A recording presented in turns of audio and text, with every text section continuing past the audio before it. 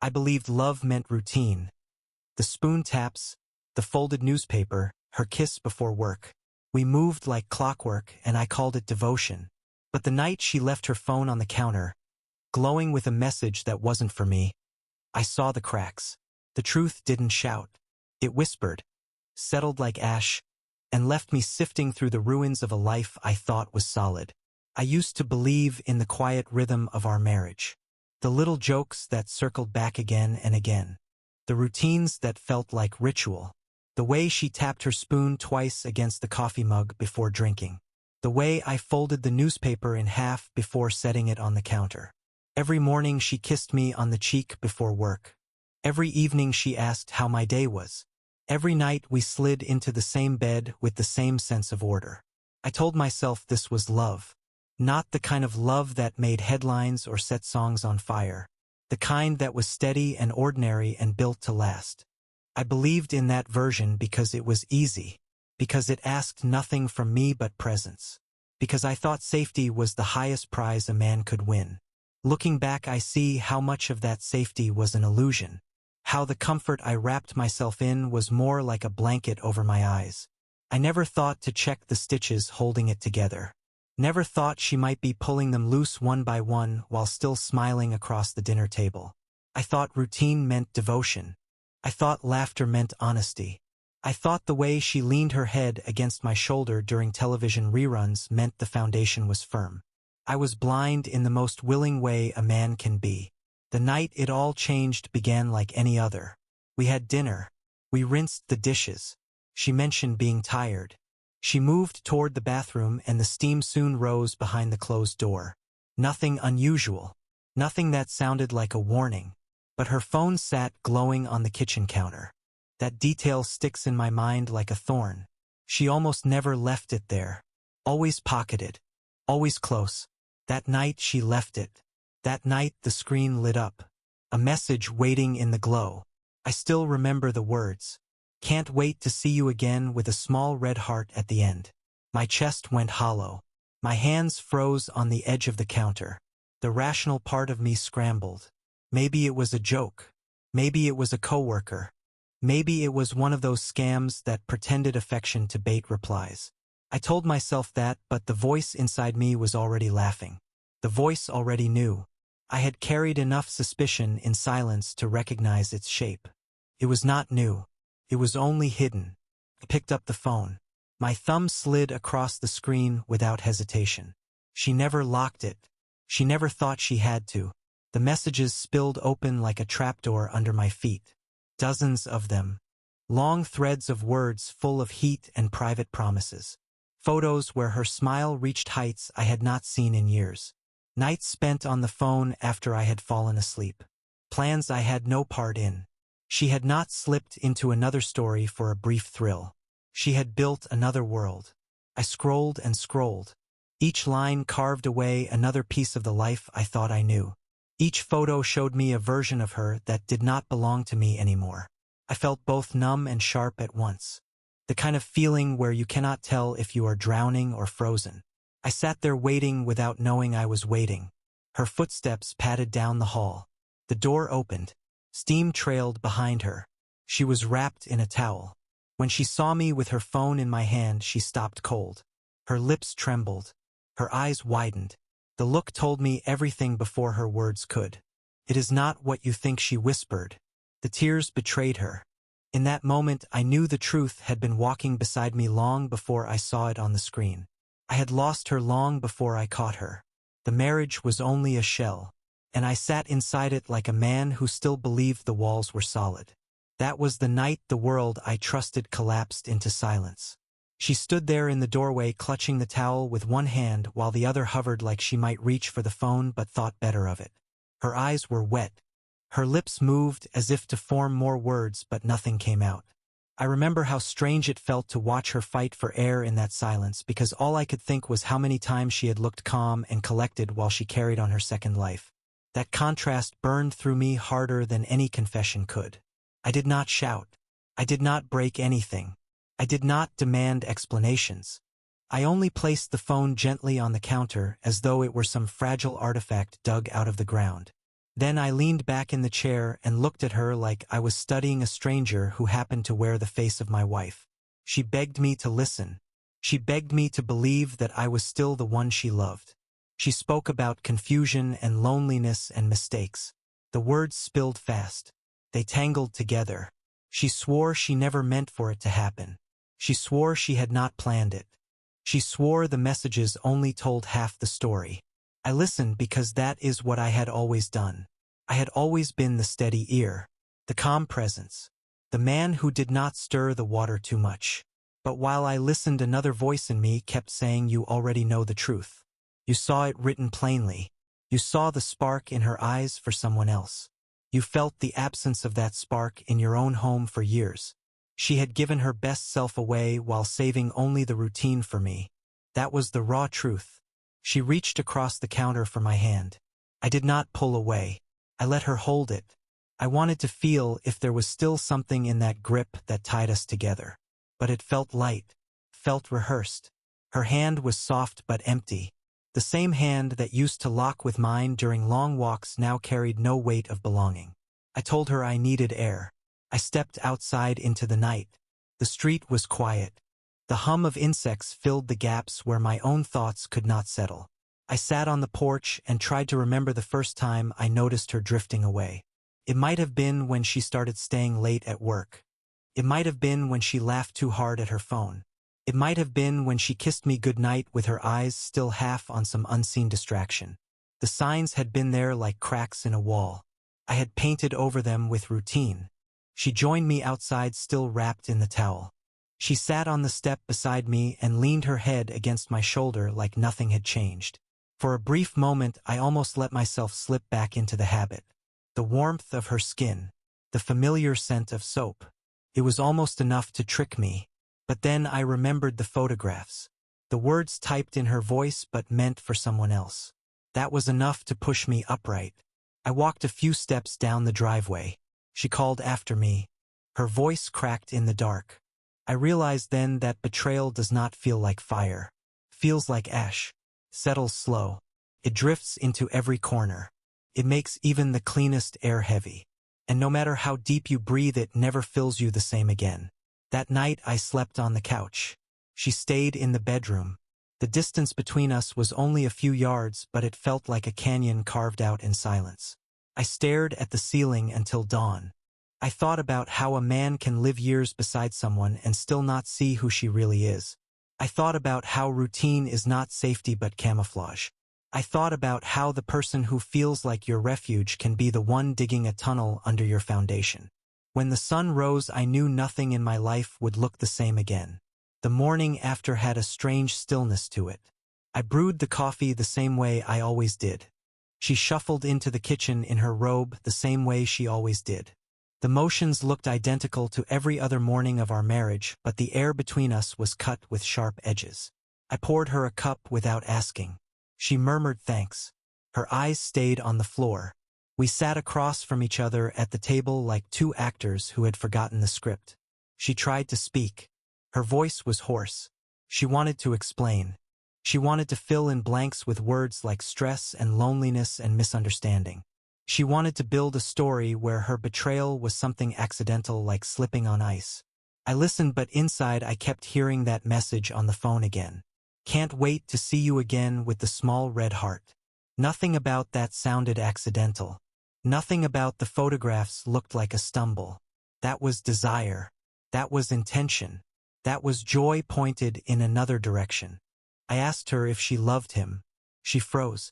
Her mouth opened and closed. She whispered no. But her hesitation was louder than the denial. I asked her how long. She pressed her hands against her face and said months. I asked how many. She said she did not know. That answer told me everything. When someone claims not to know, it usually means the truth stretches farther than they are willing to admit. I knew then that her second life had been blooming while I still believed we were watering the same garden. She reached across the table for my hand again. I left mine resting on my knee. I told her I could not carry her guilt for her. She cried. She begged. She said she still wanted us. She said we could work through it. She said I was her best friend. I almost laughed at that because best friends do not stab each other with secrets while keeping a steady smile. The rest of the day blurred. I wandered through the house like a ghost. I opened drawers. I stood in rooms. I looked at photographs on the walls. Every frame seemed to mock me. Every image of us smiling together felt counterfeit now. I wondered if she had texted him in the minutes before those pictures were taken. I wondered if his shadow had been in the room with us all along, even if I never saw it. That evening she cooked dinner as if routine could patch the wound. She placed the plate in front of me with trembling hands. I forced a few bites down, but it tasted like cardboard. The silence between us was louder than any storm. She tried to tell me about her day. I gave short answers. The gulf between us widened with every attempt at normalcy. When I finally excused myself from the table, I walked out to the backyard. I stared up at the sky. The stars flickered faintly through the haze of city light. I thought about how people chart constellations to find direction. Shapes drawn out of scattered points. Maybe marriage worked the same way. We connect the little moments into a pattern and call it love. But once you learn half the stars belong to another sky, the picture shatters. She came outside. She stood a few feet away.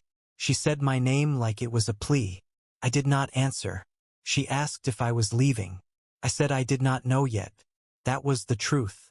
I was torn between anger and sorrow, between wanting to punish her and wanting to protect the years we had already built.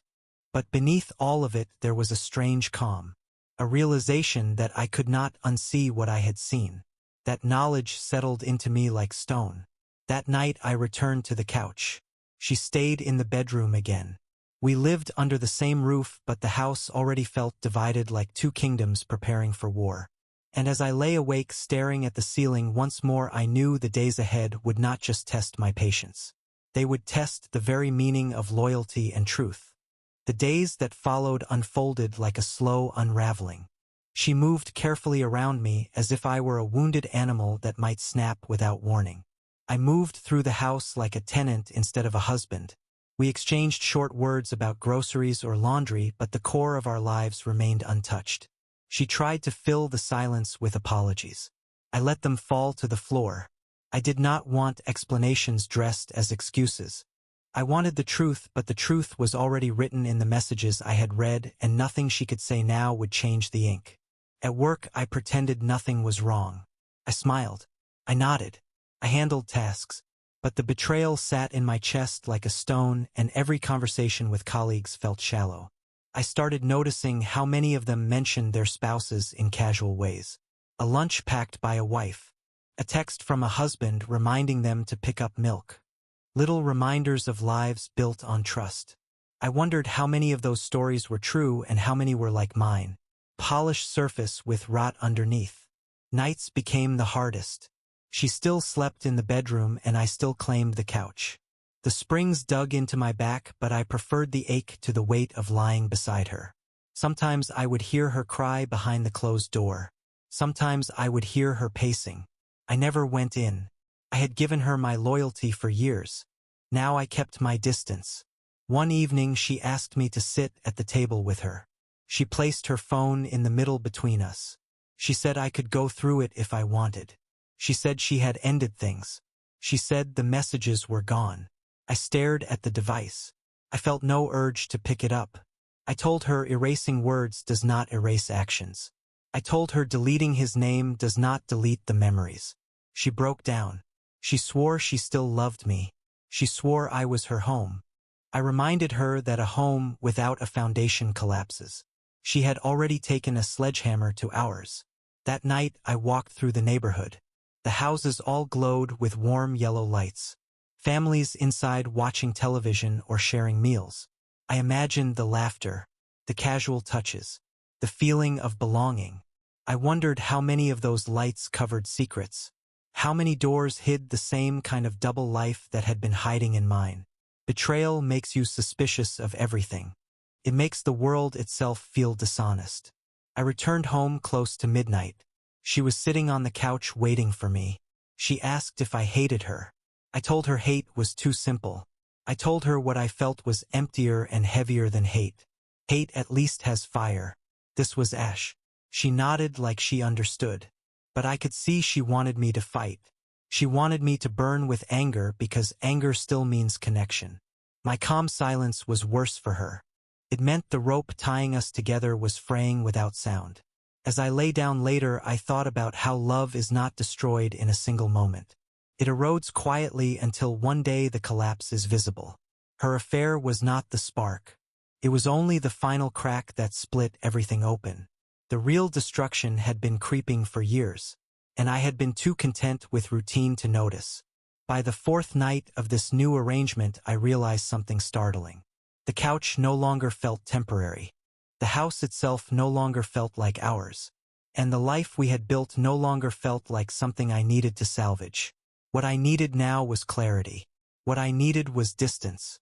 I decided that soon I would leave. The decision to leave settled in me without drama. It was not lightning. It was not a roar. It was the quiet certainty of a tide rolling in. One morning I packed a small bag while she was still asleep. A few shirts, a pair of shoes, my toothbrush, nothing more. I did not want to stage a grand exit. I only wanted space. When she woke and found me by the door, she froze. Her eyes went wide. She asked where I was going. I told her I needed to breathe. I told her I could not do it inside those walls anymore. She followed me out to the driveway. She pleaded with me to stay.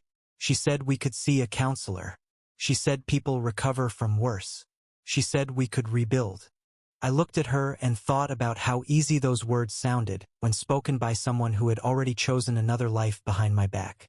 Rebuilding meant nothing if the person laying the bricks could not be trusted to keep their hands steady. I told her I would call when I was ready. Then I drove away.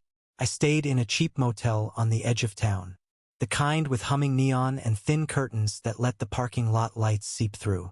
The bedspread smelled faintly of bleach. The television buzzed in the background, but I barely watched it. I sat with my thoughts instead. I replayed the years of my marriage like an old film reel. The vacations, the dinners, the quiet mornings. I searched every frame for signs of the lie. Sometimes I found them. Sometimes I wondered if I invented them after the fact. Betrayal twists memory until you no longer trust even your own recollections. The second night in the motel, I dreamed of her. She stood at the foot of the bed holding the phone. The glow lit her face. She smiled at me and whispered words I could not hear. When I woke, the room was empty, but my chest ached as if the dream had carved something real. I realized then that she would haunt me long after I left her. Not because I wanted her back, but because trust once broken echoes louder than love ever did. On the third day, I called my brother. I told him everything. He listened without interruption. When I finished, he said he was not surprised. That caught me off guard. He told me he had seen little shifts in her over the years. The way she pulled away in conversations. The way her smile dimmed when she thought I was not looking. He said he never told me because he thought it was just the natural wear of time. His words struck me like a bell. The people around me had noticed things I had ignored. I had been the last one to admit my marriage was cracking. That night, I sat outside the motel on a plastic chair and stared at the buzzing neon. I thought about how love can feel like armor, but in truth it is paper thin. I thought about how routine disguises itself as strength while hollowing out the core. And I thought about how the woman I once called my home had turned into a stranger standing on the other side of a locked door. By the end of that week, I knew I would not go back. I would return only for my belongings. The man who had shared that house with her was gone. The version of me that believed in unshakable love had been stripped away. What remained was someone leaner, someone quieter, someone less trusting, but also someone free. When I finally lay down that night, I felt something I had not felt in months.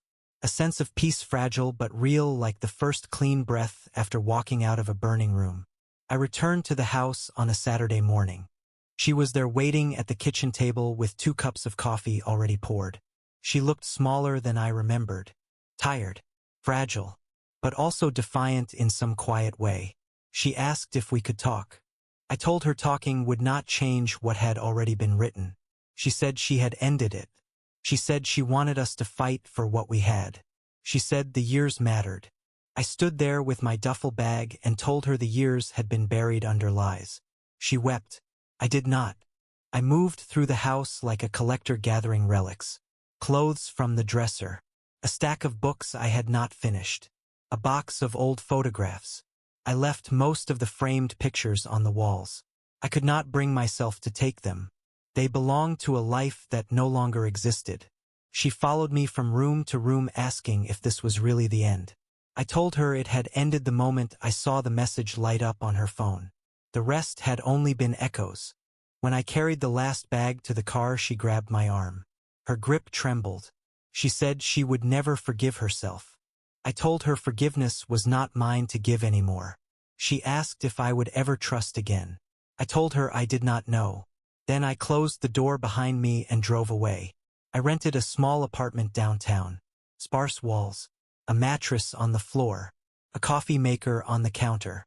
At first the emptiness hurt, but soon I began to see it as freedom. No shadows of betrayal lurking in the corners. No routines pretending to be love. Just space and silence and the chance to rebuild on ground that was truly mine. Some nights the memories return. I hear her laugh in my head. I feel the ghost of her touch. I see the life we built flicker like an old film strip. But instead of longing, I feel distance. I see how I mistook predictability for devotion. I see how I confused habit with loyalty. And I see how easy it is for a person to live two lives while smiling across the dinner table. Now, when people speak about their perfect marriages, I nod politely. I do not warn them. I do not lecture. But inside I carry the knowledge that perfection is often camouflage. That the person who feels like your refuge can be the one quietly striking the match. I used to believe love was supposed to be steady, ordinary, unshakable. Now I know love is only as strong as the truth that holds it. And once that truth is gone, the rest is only ash blowing across the floor of an empty house. That is how my marriage ended. Not with fire, not with rage, but with silence and distance and a man walking away with nothing but his own name intact.